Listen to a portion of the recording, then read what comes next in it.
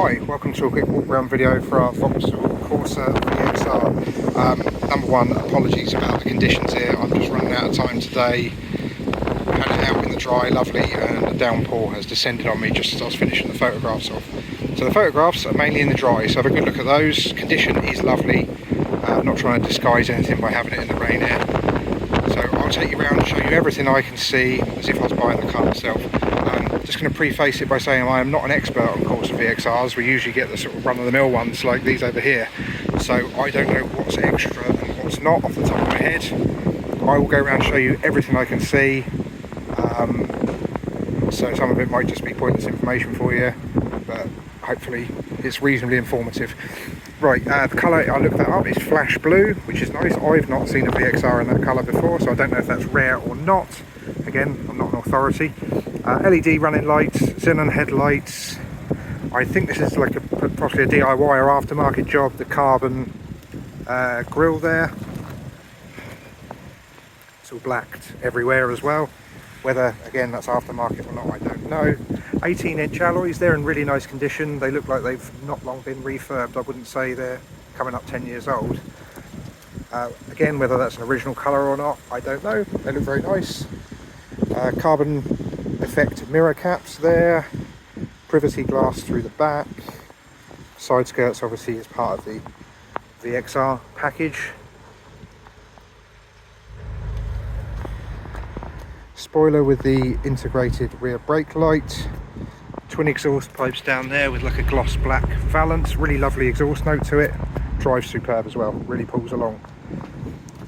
Black VXR badge, there is an original one as well in the boot, still on the thing, genuine Vauxhall one, so if you don't like that you can go back to the original one. They've also blacked out this rear badge which doubles as the boot opener. Parcel shelf is present. Your inflation kit is over that side. In there is that VXR badge that I mentioned, and then something that I've got no idea what it is. I looked at the little packing slip. Something to do with raising the level of the gear shifter. It's like a 3D printed item.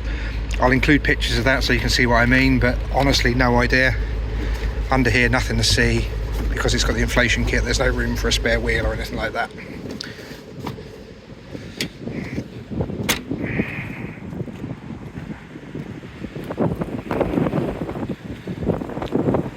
Bodywork's in lovely condition, colour match is all good, gaps are all good.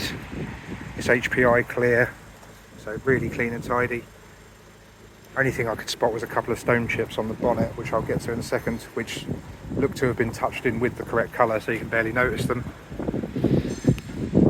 Roof's all good.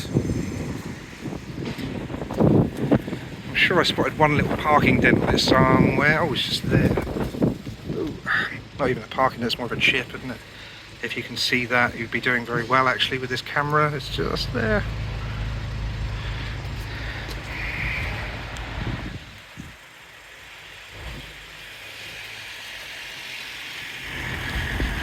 A little crack in the front bumper there. Now impossible to see these stone chips. There you are. No, there you go. Throwing against the rain here. There you are. A bit like that. You can just about see where they've been touched in, but they have used the right colour. I'm just going to double check down this side again. So I thought there was a more prominent parking dent, but I may be mistaken. No, I can't spot it there. Right, let's have a look inside now. Just turn down that radio before we get in there so you can hear me better. Okay. Right, we'll do the back first. It's a black leather and I'd like to say cloth, but it's almost like a plastic type material, like a netting. Isofix points in there, airbags up there, grey headlining, full set of mats present, and cup holders that you can see from both the front and the back if you like. I'll show you from the other side just so that you can see all the seats move and everything as they should.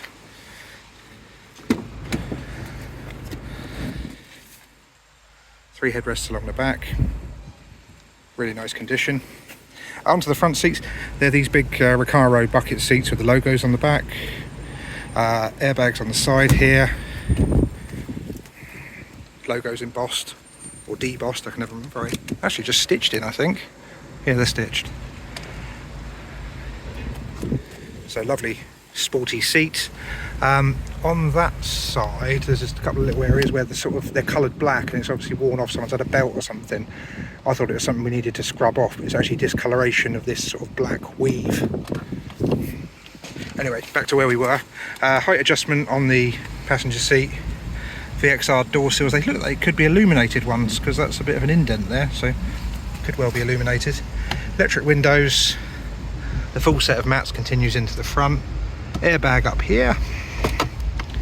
In the glove box you can cut off the passenger's airbag if you want to put a child seat in there. You've got all your literature from the main dealer. Owner's manuals, one for the car, one for the infotainment. Doesn't like being in that way around. That's the one. Right, we'll head back round to the driver's side now.